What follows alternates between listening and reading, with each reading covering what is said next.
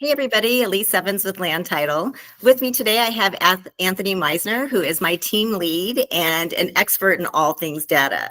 Today, we're going to break down the Greeley market. So I'm going to let Anthony go ahead and get started. Thanks for having me today. Let's just kind of dive right into it. I think the most important thing we can look at is, where do we line up against last year and really what should we be expecting, right? So the one thing that Greeley is really seeing is they're seeing a huge increase in average sales price. There's just so many buyers in this marketplace. And I cannot believe this. Look, 10%, you guys easily have the highest average sales price increase of almost the entire Front Range. So it's pretty cool to see that. The median, though, be cautious because the median's only up 0.3%. It's really similar to last year. So what this tells me is there's probably more higher end real estate that's selling, luxury type stuff, or even just, maybe in that upper quartile. And the median is pretty stable. If you look at the condo townhouse market, it tells a very different story, right? The condo townhouse market is struggling like most of the Front Range. You're seeing a -7% on the median, down to 349. Average is very similar to that. You're seeing 2.7% drop, but we're seeing some compression in the condo townhouse market pretty much everywhere. So I'm not surprised to see that in the city of Greeley, even when the detached market's doing so well. This is always a good second guess on this stuff, or second check.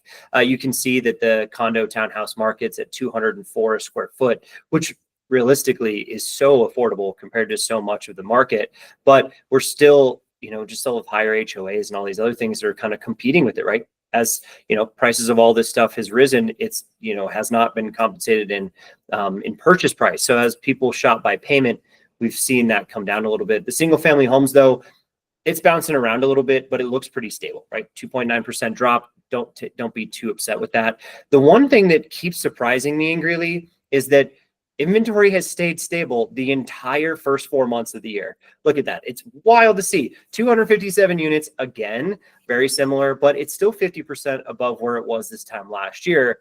And a lot of that could be fueled by the amount of new listings coming to market. We have 178 new listings. That's 31% more than we had this time last year. So that's new sellers every month have entered the market more than where we did a year ago. So lots of inventory coming on the market. But I mean, Alise, what does that mean? What are buyers doing?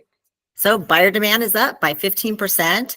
Buyers have definitely started to come out, what we've been waiting for, which the month supply now is stable because of that reason.